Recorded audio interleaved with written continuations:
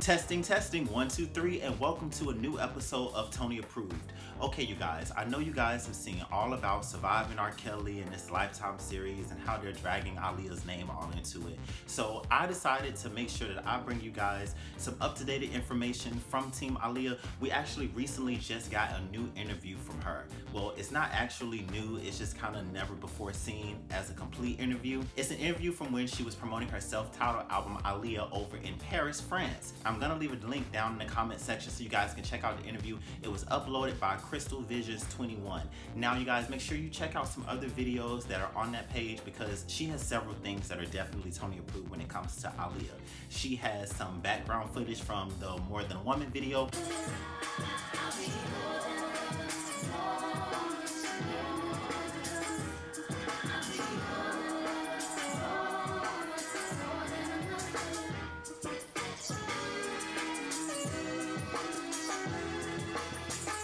And she has the infamous interview of Aaliyah and Beyonce on the red carpets. What's up, what's up? This is Beyonce on the red carpet with one of the hottest female artists out here, Miss Aaliyah. How you doing, girl? It's so good to see you again. You too. That's great. What are you looking forward to seeing?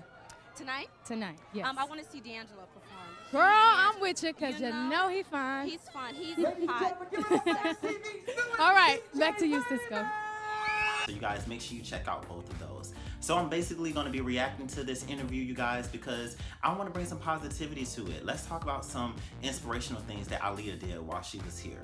Starting off with this interview, we get to see a whole bunch of Aaliyah's facial expressions. Now this was extremely cute because the interview came out on December the 29th on YouTube, and Team Aaliyah had all of these different memes going over on Twitter of her different expressions, of different things that she would do in different situations.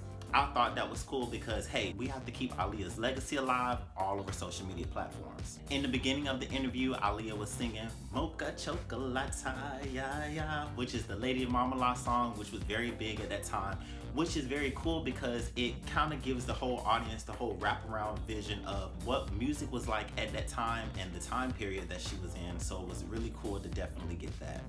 Aaliyah's face is so pretty. Oh my gosh, I just love just looking at her, and it just be so sad when I really look because it just be like, dang, like she is just so gorgeous, and I really wish we could have just seen her continue to keep evolving to such a beautiful young woman. So Aaliyah starts off the interview talking about being in Paris and going overseas and always working hard whenever the show. First time in Paris? No, you came. No, I've been here so many times. Yeah. What do you prefer in this town?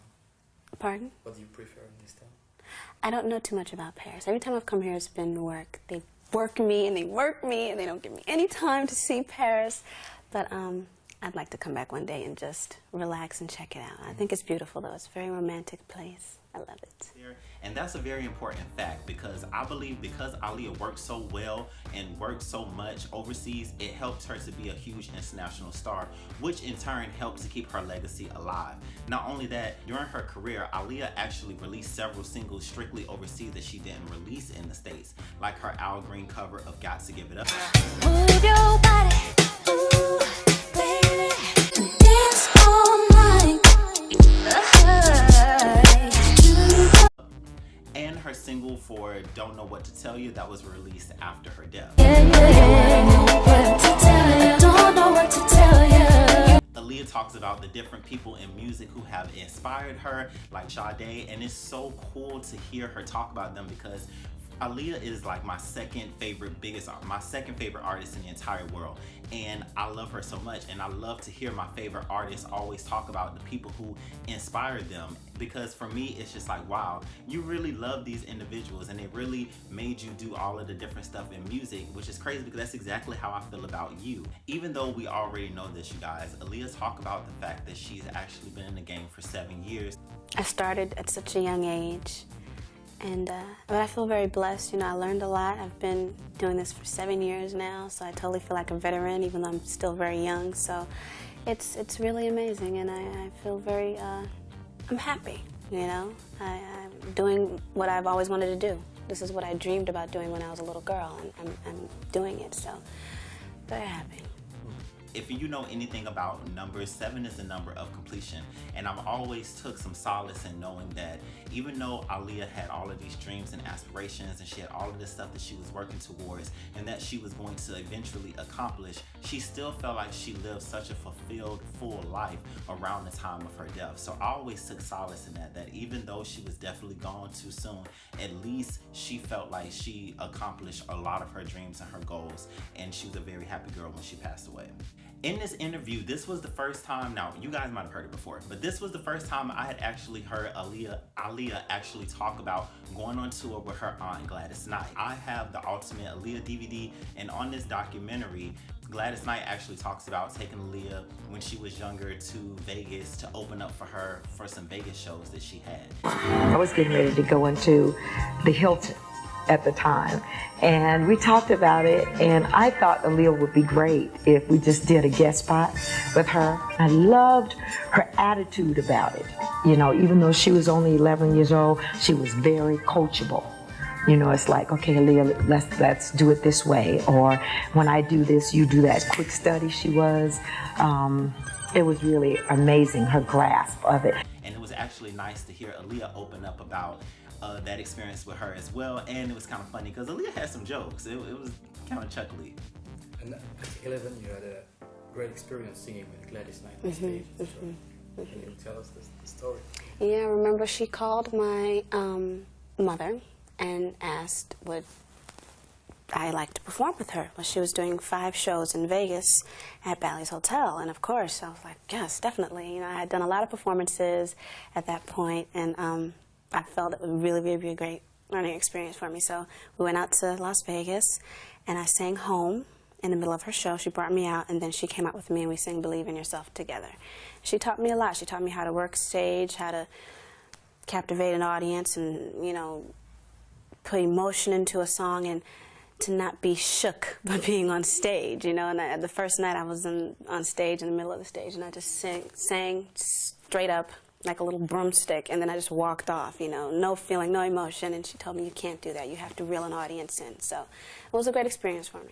Aaliyah actually opened up about playing Akasha in Queen of the Damned, which was very interesting because she actually spoke about the difference between her character in Romeo Must Die and her character in Queen of the Damned, and how she loved them both because they were so different, and it allowed the audience to see her versatility as an actress. And that's exactly how I feel when I watch both of those movies.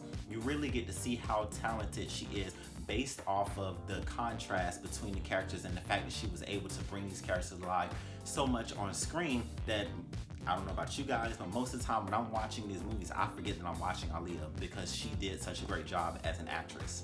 One thing that sucked the most about the interview, honestly, was the interviewer. He kept asking her the same stupid questions over and over and over again. Why do you think R&B is so popular? And why do you think R&B singers are becoming actresses and actresses are becoming R&B singers? And it's like, bruh, why don't you try to get in her psyche? Ask her something else, because asking her the same 3 questions makes me feel like you weren't prepared for this interview. So I'm definitely thankful that she was in a talkative mood, because of course she gave us some tea that she didn't even realize was going to be so special. The biggest thing I took from this interview, you guys, was Aaliyah talking about her seeing herself as a trendsetter and her having that mindset. I see myself, I like to look at myself as a trendsetter, as an artist that's cutting edge. It was happening, I'd worked so hard, you know, I'd been rejected, you know. The fact that, you know, some people weren't sure and didn't really think I had what it took, you know, of course it was painful. Rejection is painful, but, you know, I felt deep in my heart and in my soul that I had it and that I would do it and that I could do it. And I honestly believed that no matter what anybody said. And I continued. I said, fine, you don't want me, somebody else will. And I will prove it. I will get out there and I will be a star. And I really meant it. And you have to have that frame of mind. You have to have that kind of confidence to make it in this industry, or you won't make it. So I did it. And I'm very proud of the fact that I did. I took that little clip, I put it in my phone so I can have it as inspiration when I need different inspiration to keep moving and keep chasing my dream, because that's all they are. You guys, whoever you're looking up to, they have to be somebody who believes in moving forward and chasing their dreams and being the best person that they can be. Because if you're looking up to them and if that's what they believe on some type of wavelength, you'll believe it too, because they'll continue to keep inspiring those beliefs out of you. And that's one of the reasons why I love her. As Team Aaliyah, as you guys guys can see. As you can see, Aaliyah's in my background. She is my guardian in a lot of my videos, you guys. I am team Aaliyah to the fullest. I love her so much, and I really wish her uncle would get his shit together and get all of her music on all of these streaming platforms. And this is important because, you guys, I have a 17-year-old sister, and I was talking to her about Aaliyah, and what's crazy is, outside of the stuff that I've told her, the only songs and music that she knew of Aaliyah by herself is Are You That Somebody? And that's very unacceptable because Aaliyah had a lot of different hits that came out, and she was someone who inspired an entire culture of R&B music. So yeah, they definitely need to get their stuff together. So for Team Aaliyah, you guys, what did you guys think about the interview? Was you as excited to see it? If you guys haven't seen the interview, like I said, I'm going to leave the link down in the comment section. Make sure you guys check it out and then come back on my video, comment. Team Aaliyah, tell me the parts that stuck out to you the most. Tell me if you like the parts that I brought out. You guys, make sure that you guys like and subscribe this video and click the bell notification so you can be updated on everything that's coming your way, Tony approved.